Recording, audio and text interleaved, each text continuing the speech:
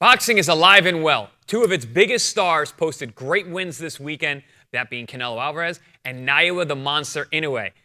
Begs us to think, what's next for both these guys? Inoue gets up off the canvas. Exciting as always. Naoya Inoue, what's next for him? Well, we will discuss that and some other topics here on Deep Waters, starting now.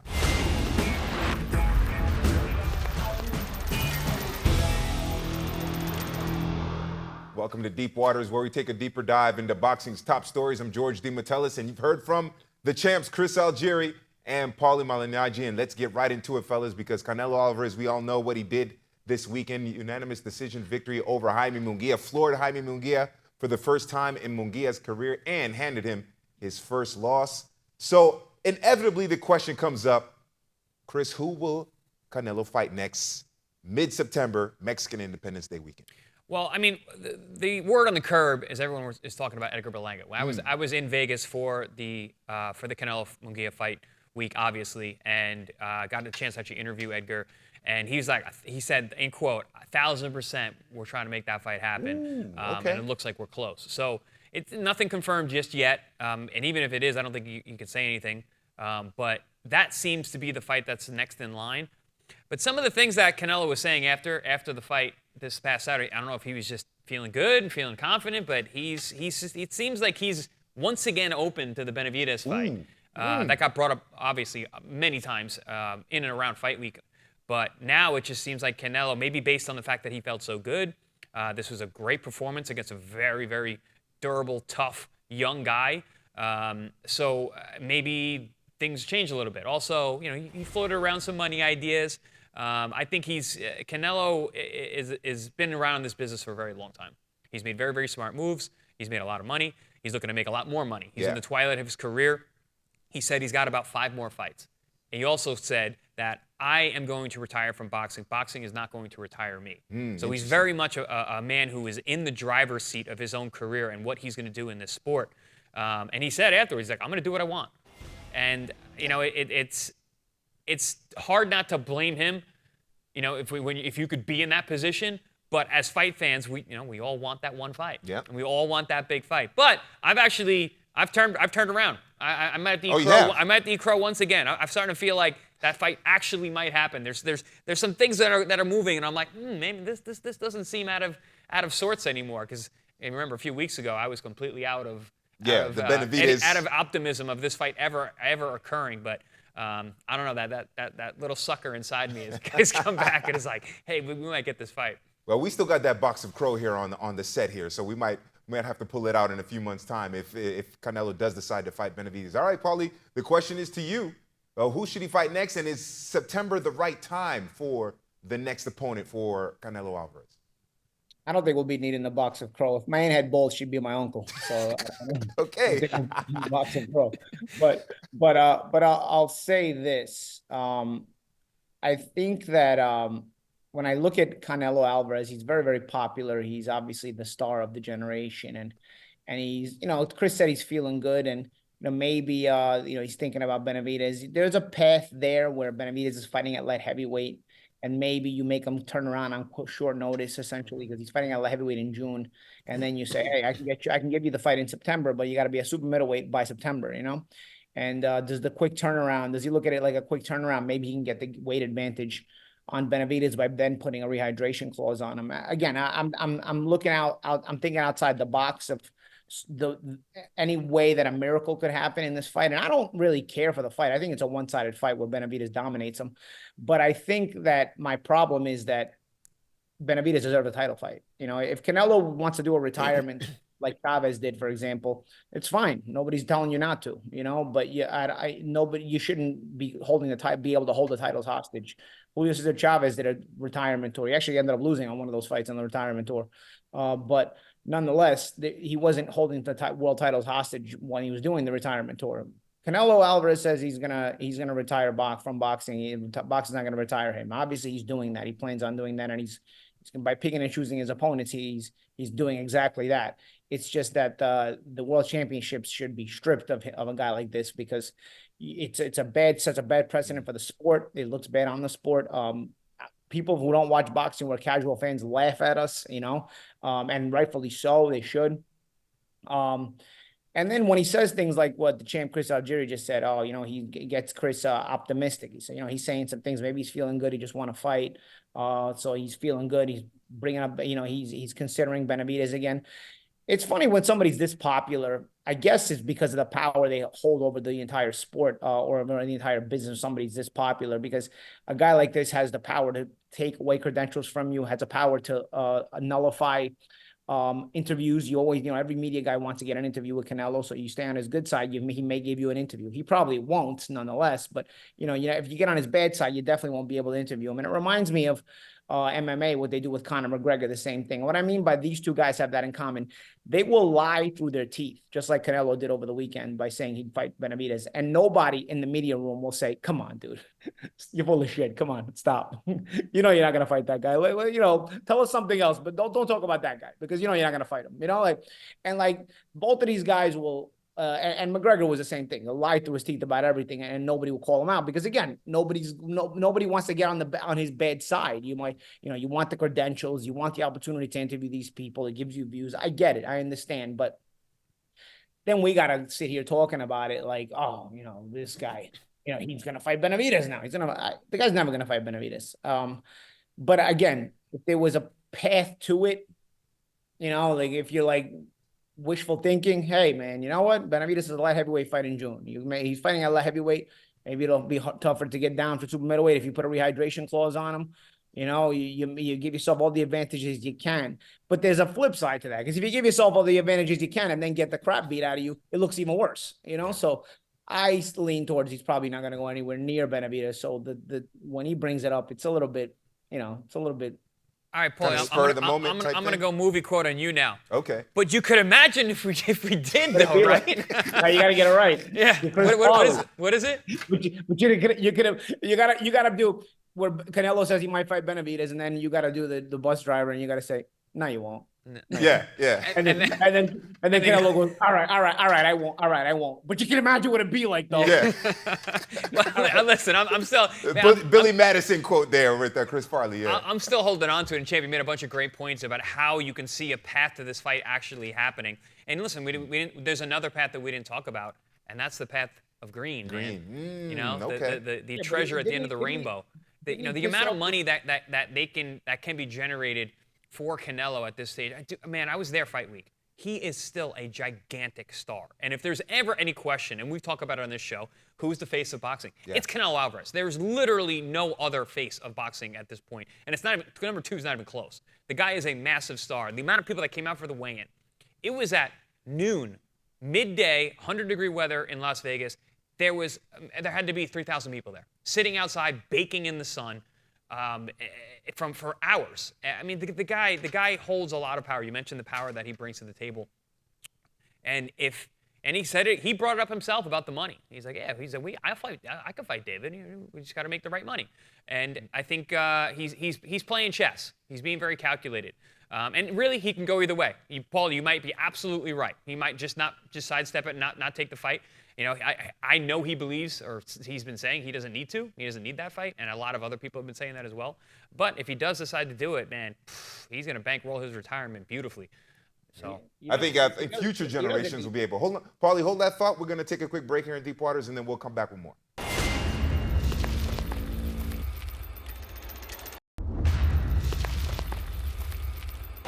Wednesday Night Fights.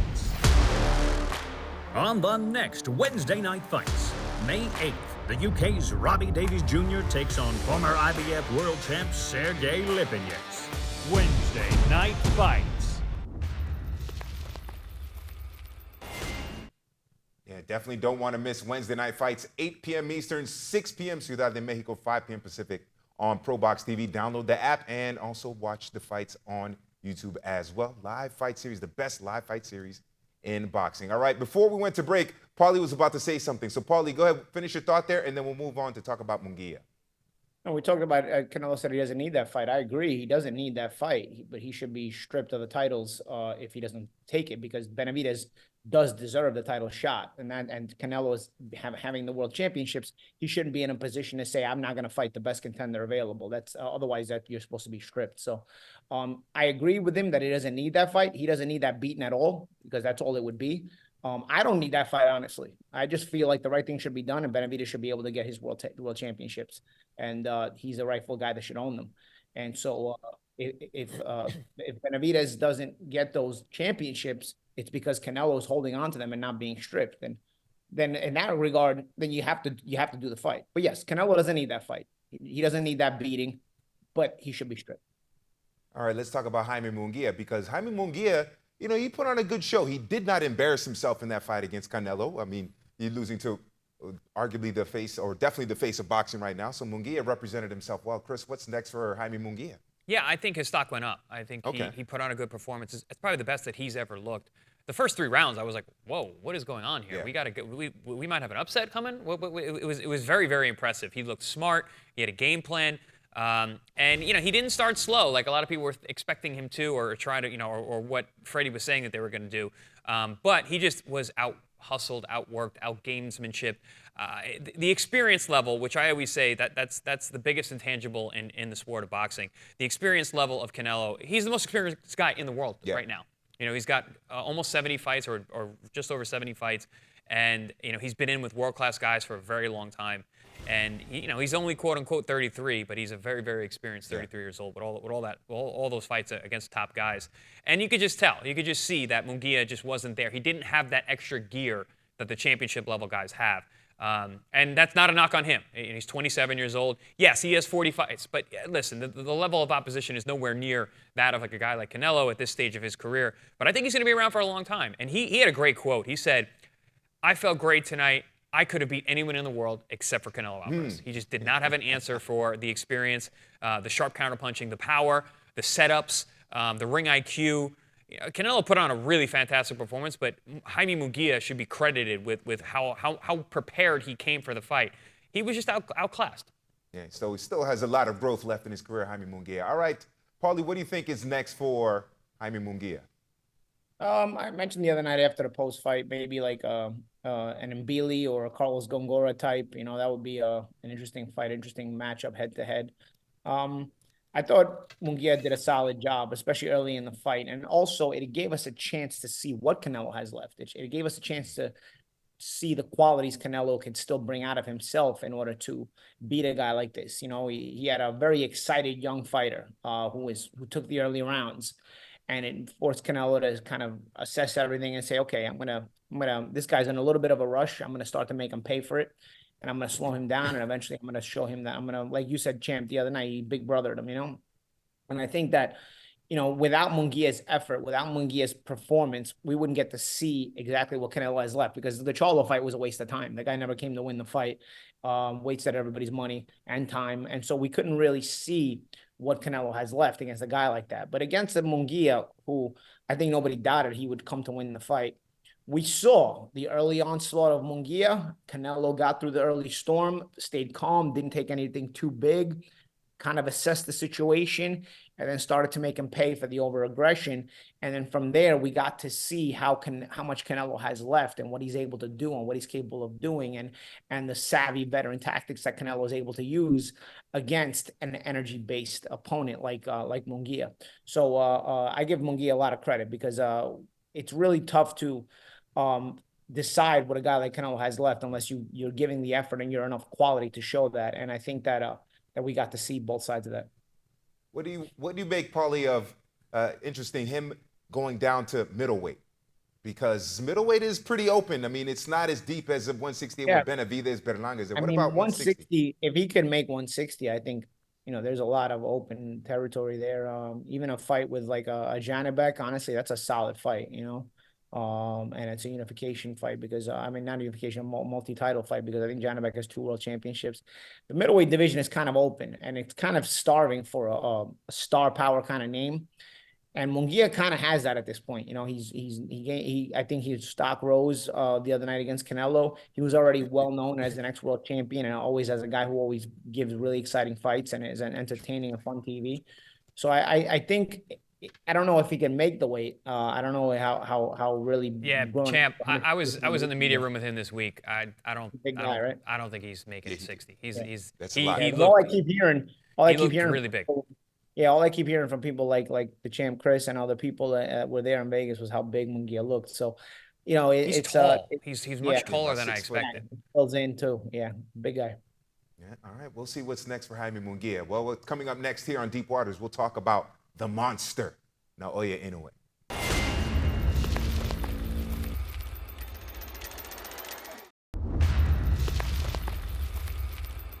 Wednesday Night Fights. On the next Wednesday Night Fights, May 8th, the UK's Robbie Davies Jr. takes on former IBF world champ Sergey Lipinets. Wednesday Night Fights. Yeah, that main event is going to be very good between Robbie Davies Jr. and Lipinets, as both of them, this is really their last chance to make any kind of noise at 140. Well, a few pounds less than that is Naoya Inoue. The monster continues to dominate as he took care of Luis Nery to retain all his belts at super bantamweight. All right, Paulie, what was your take on Inoue's performance and the fact that he was knocked down, but he got up and then just basically mollywopped Nery after that? Yeah, I mean, you're going up enough weight classes, you're eventually going to start to feel that power. You know, you started to wonder because in a way, so offensively explosive. Sometimes he can be a little bit defensively irresponsible, gets a little bit wide with those shots. He jumped at times. He jumps in. He got hit with that left hand from Nery in the first round. I mean, early in the fight, and I think it was the first round. Yeah.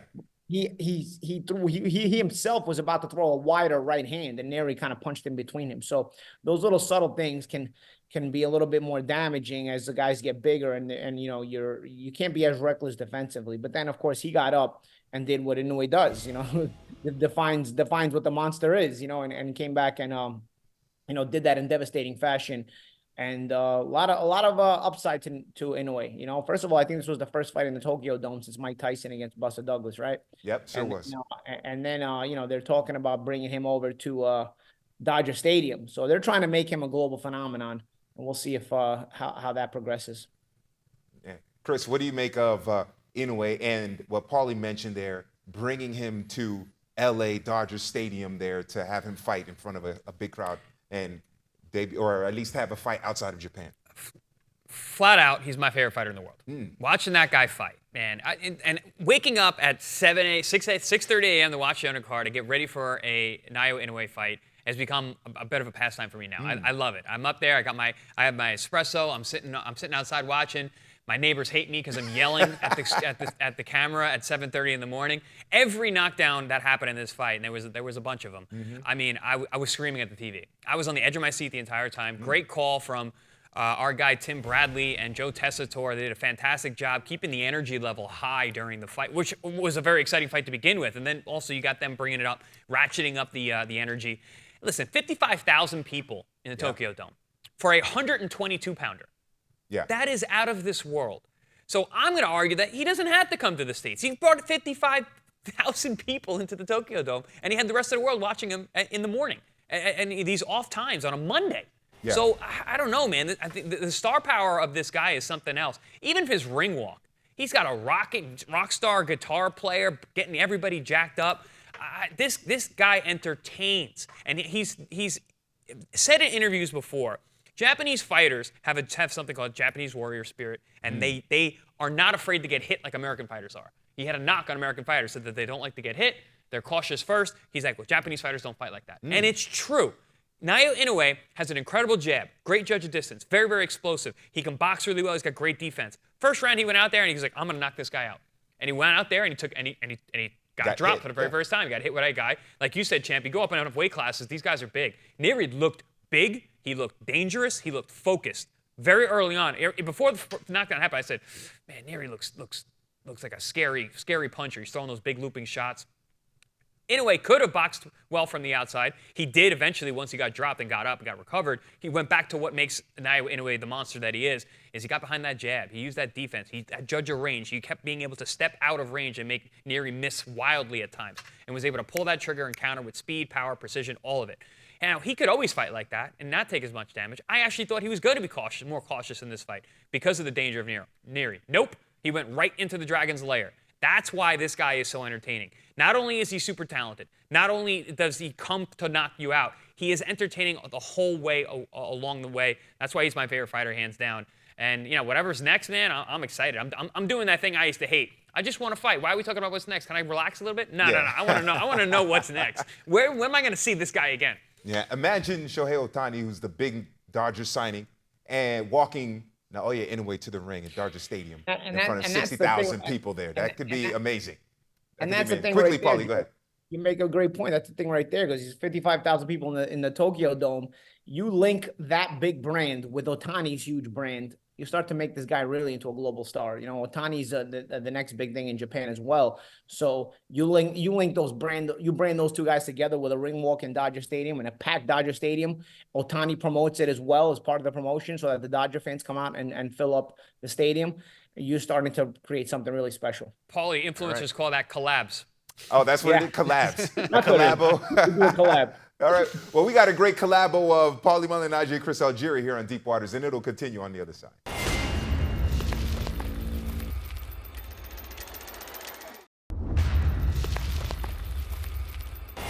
Welcome back to Deep Waters. All right, Chris. Inoue, is he still, or is he now, the pound-for-pound king, best in boxing? Listen, he's still the man. I know people are going to talk about the fact that he got dropped and that he looked human for the very first time. The monster actually looked human. But honestly, I actually rate him higher because of that, because his ability to, one, recuperate from the knockdown, which was not a light knockdown. It was a heavy knockdown. He went down hard from a big puncher, a guy who's bigger than him. And then his ability to leave that from his memory. His self-belief to go out there with a dangerous guy and go back to what he's always done. Go back into the fray, put himself in positions that were dangerous against a big puncher to get it back. Got it back in the second round. He dropped Nery with an incredible counter left hand, drops him again a few rounds later, finishes, ices him. I mean, his head, Nery looked like he could see every light on the ceiling the way his neck got craned when he got hit with that double right hand from Inoue and folded down to the ground. There was no reason to give a count. He was completely beaten down at that point. Naoya Inoue, not only does he have all the talent in the world and the athleticism, he's got the heart and the balls too. To do what you did like that in going down the first round of a championship fight takes something special to get out of that. My very first time I got knocked down was the first round of my world title fight. My first world title fight. I'm telling you, coming back from that's not easy. Inoue did it like expert class. All right, Paulie, is Inoue the pound-for-pound king still? Or is he, or now, the pound-for-pound king? He's maybe the most exciting fighter in the world, but I don't remember Terence Crawford getting dropped at any point. No, I don't know. Maybe you guys can remind me, but you know, that still matters. I do think Inoue though is the most exciting fighter on the planet, and you know is right on the heels of Terence Crawford on the pound for pound list. And also Crawford getting older.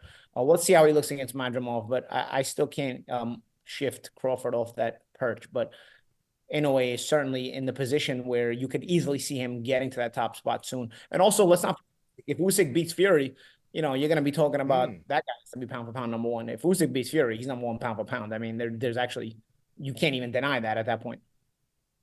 Yeah, that debate will always continue to rage there. I have Inoue number one just because he's been a little more active recently compared to Crawford, who fought last year against Errol Spence Jr. Oh man, Deep Waters. Another great one here. And we'd like to remind you very quickly here, don't forget Wednesday Night Fights, the best live fight series in boxing. Chris and Paulie will be there alongside Jimmy Smith for Wednesday Night Fights. That Lipnietz Davies Jr. main event is going to be fantastic. You definitely don't want to miss it. And you can watch it on the app. So download the app, the ProBox TV app, where apps are available, and check it out on YouTube as well. Like and subscribe. Take care, everyone. We'll have another Deep Waters for you tomorrow here on ProBox TV.